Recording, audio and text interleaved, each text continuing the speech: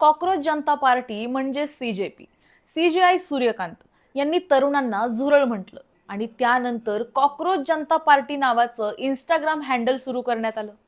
अनेकांना सुरुवातीला हे एकदमच हसण्यासारखी गोष्ट किंवा मस्करी असं काहीतरी नॉर्मल गोष्ट वाटली. पण सीजेपीनं इंस्टाग्रामवरती बीजेपीला सुद्धा त्यांच्या फॉलोअर्समध्ये मागं टाकलं आणि त्यानंतर सीजेपीची बरीच चर्चा होऊ लागली. त्यानंतर अभिजित दिपके भारतात आले, आंदोलनं झाली, सीजेपीची अनेक आंदोलनं झाली आणि शेवटचं चलो सांसद हे सीजेपीचं आंदोलन जे आजही चालू आहे ते बरंच गाजलं आणि याच आंदोलनानंतर धर्मेंद्र प्रधान यांनी केंद्रीय शिक्षण मंत्री पदाचा राजीनामा दिला.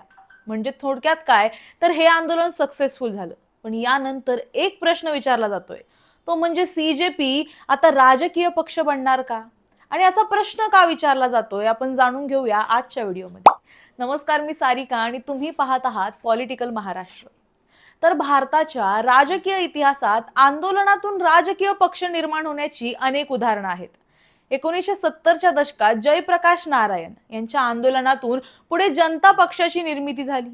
त्यानंतर 2011 मध्ये अण्णा हजारे यांच्या भ्रष्टाचाराविरोधी आंदोलनातून आम आदमी पार्टीचा जन्म झाला. त्यामुळे सीजेपीच्या बाबतीत सुद्धा ही शक्यता पूर्णपणे नाकारता येत नाही. मात्र कोणतंही आंदोलन लोकप्रिय झालं म्हणून ते थेट राजकीय पक्ष बनत नाही. त्यासाठी संघटन, स्पष्ट विचारधारा, नेतृत्व आणि दीर्घकालीन राजकीय भूमिका आवश्यक असते. त्यामुळे सीजेपी समोर सध्या सर्वात मोठं आव्हान हेच आहे की ती केवळ सोशल मीडिया आणि आंदोलनापुरती मर्यादित राहणार की त्याच लोकप्रियतेचं रूपांतर एका संघटित राजकीय शक्तीत करणार. जर सीजेपीनं भविष्यात निवडणुकीच्या राजकारणात प्रवेश केला तर त्याचा सर्वात मोठा परिणाम आम आदमी पार्टीवर होण्याची शक्यता व्यक्त केली जाते. याचं कारण म्हणजे दोन्हींचा संभाव्य मतदार वर्ग काही प्रमाणात समान आहे. आम आदमी पार्टीचा उदय सुद्धा व्यवस्थेच्या विरोधातली नाराजी आणि भ्रष्टाचाराच्या विरोधातल्या भावनेतून झाला होता. शहरी मध्यम वर्ग, तरुण आणि पारंपरिक राजकारणाला पर्याय शोधणारे मतदार हे आपचे सुरुवातीचे आणि महत्वाचे समर्थक होते. आज सीजेपीच्या आंदोलनाच्या मागे सुद्धा मोठ्या प्रमाणात तरुण आणि व्यवस्थेच्या विरोधात नाराज असलेला वर्ग दिसतो. त्यामुळे सीजेपीनं निवडणुकीच्या राजकारणात प्रवेश केला तर आपच्या पारंपरिक मतदारांमध्ये फूट पडू शकते. सीजेपीला आपची जागा घ्यावी लागेलच असं नाही, पण आपच्या मतांमध्ये मोठी घट करण्याची ताकद सीजेपी मध्ये निर्माण होऊ शकते. त्याचप्रमाणे काँग्रेससाठी सुद्धा सीजेपीचं अस्तित्व भविष्यात आव्हान ठरू शकतं. सध्या काँग्रेस नीट पेपर फुटी आणि विद्यार्थ्यांच्या आंदोलनाला पाठिंबा देताना दिसतंय. पण ज्या मुद्द्यांवर काँग्रेस सरकार विरोधात आवाज उठवत आहे त्याच मुद्द्यांवर एखादी स्वतंत्र तरुणांची चळवळ राजकीय पर्याय म्हणून उभी राहिली तर काँग्रेसच्या मतदारांमध्ये फूट पडण्याची शक्यता आहे. विशेषतः शहरी आणि युवा मतदारांमध्ये काँग्रेसला आधीच आपला प्रभाव वाढवण्याचं आव्हान आहे. अशा परिस्थितीत सीजेपीनं तरुणांना थेट आकर्षित केलं तर काँग्रेसचा काही मतदार वर्ग सीजेपीकडे झुकू शकतो. त्यामुळे आज काँग्रेस ज्या आंदोलनाला पाठिंबा देते तेच आंदोलन भविष्यात काँग्रेससाठी राजकीय स्पर्धक निर्माण करू शकतं. पण सीजेपीच्या राजकीय प्रवेशाचा परिणाम केवळ विरोधी पक्षांवरच होईल असं नाही. भाजपसाठी सुद्धा या नव्या शक्तीचं राजकारण दोन प्रकारे परिणामकारक ठरू शकतं. एका बाजूला सीजेपीनं काँग्रेस आणि आप सारख्या विरोधी पक्षांची मतं विभागली तर त्याच्या निवडणुकीत भाजपला फायदा होऊ शकतो. विरोधी मतं अनेक पक्षांमध्ये विभागली गेली तर तुलनेनं कमी मतांमध्ये भाजपला विजय मिळवता येऊ शकतो. मात्र दुसऱ्या बाजूला सीजेपी ज्या मुद्द्यांवर आंदोलन करते ते मुद्दे थेट सरकारला प्रश्न विचारणारे आहेत. नीट पेपर फुटी, शिक्षण व्यवस्थेतल्या त्रुटी, बेरोजगारी आणि तरुणांमधले असंतोष हे मुद्दे सरकार विरोधातील नाराजी वाढवू शकतात.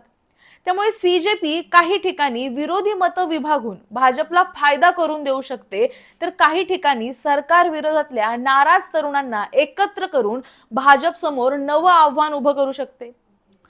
सीजेपीचा खरा राजकीय परिणाम भविष्यातल्या भूमिकेवर आणि रणनीतीवर अवलंबून असेल. मात्र इथं एक महत्वाची गोष्ट लक्षात घ्यावी लागेल.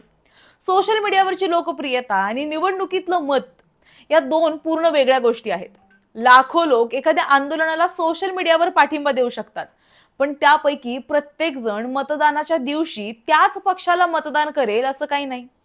निवडणूक जिंकण्यासाठी फक्त फॉलोअर्स पुरेसे नसतात. त्यासाठी मतदारसंघनिहाय संघटन, बूथ पातळीवरील कार्यकर्ते, उमेदवारांची निवड, निधी आणि स्पष्ट राजकीय धोरण आवश्यक असतं. आज सीजेपी कडे डिजिटल ताकद नक्कीच आहे, मात्र ही ताकद जमिनीवरच्या संघटनात बदलणं हे सीजेपी समोरचं सर्वात मोठं आव्हान असेल. त्याचबरोबर सीजेपीला भविष्यात आपल्या अजेंड्याचा सुद्धा विस्तार करावा लागेल. सध्या नीट पेपर फुटी आणि शिक्षण व्यवस्था हे बीजेपीच्या आंदोलनाचे प्रमुख मुद्दे आहेत. पण राजकीय पक्षाला केवळ एकाच मुद्द्यावर दीर्घकाळ राजकारण करता येत नाही. रोजगार, अर्थव्यवस्था, महागाई, शेतकरी, आरोग्य, राष्ट्रीय सुरक्षा आणि प्रशासन यासारख्या विषयावर सुद्धा स्पष्ट भूमिका घ्यावी लागते. त्यामुळे सीजेपीला जर खरोखरच राजकारणात उतरायचं असेल तर सरकारच्या विरोधात काय करणार, यापेक्षा सत्ता मिळाल्यानंतर काय करणार या प्रश्नाचं उत्तर द्यावं लागेल. सध्या सीजेपीच्या नेतृत्वाकडून निवडणूक न लढण्याची भूमिका मांडण्यात आली आहे. त्यामुळे तातडीनं सीजेपी राजकीय पक्ष बनेल असं म्हणणं घाईचं ठरेल. पण भारताच्या राजकारणात आंदोलनांची दिशा अनेकदा बदलताना दिसते. आंदोलन वाढलं, जनसमर्थन मोठ्या प्रमाणात वाढलं आणि कार्यकर्त्यांकडून राजकारणात उतरण्याचा दबाव निर्माण झाला तर भविष्यात नेतृत्वाला सुद्धा आपली भूमिका बदलावी लागू शकते. म्हणूनच आज सीजेपी समोर दोन शक्यता आहेत. एकतर ती नीट आणि शिक्षण व्यवस्थेविरोधातली एक मोठी तरुणांची चळवळ म्हणून पुढे जाईल किंवा या चळवळीला संघटित करून भविष्यात राजकीय पक्षाचा आकार घेईल. पण जर सीजेपीनं दुसरा मार्ग निवडला तर सीजेपीची खरी परीक्षा सोशल मीडियावर होणार नाही तर निवडणुकीच्या मैदानात होईल. कारण आज सीजेपीकडे चर्चा आहे, लोकप्रियता आहे आणि तरुणांचा मोठा पाठिंबा आहे. पण राजकारणात टिकण्यासाठी यापेक्षा अधिक गोष्टींची गरज असते. संघटन, धोरण, नेतृत्व आणि सातत्यपूर्ण जमिनीवरचं काम या सगळ्यांची गरज असते. म्हणूनच सीजेपी बाबतचा सर्वात मोठा प्रश्न हा नाही की तो कोणाचा वोट कापेल.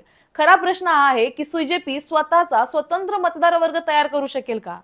जर सीजेपीनं हे करून दाखवलं तर भारतीय राजकारणात ती केवळ एक आंदोलनाची ओळख राहणार नाही तर एक नवा राजकीय पर्याय बनू शकतो. आणि जर तसं झालं तर मग सीजेपीच्या राजकीय प्रवेशाचा परिणाम केवळ आप, काँग्रेस किंवा भाजपवर होणार नाही तर देशाच्या राजकारणात निर्माण होणाऱ्या नव्या राजकीय समीकरणांवर होणार आहे.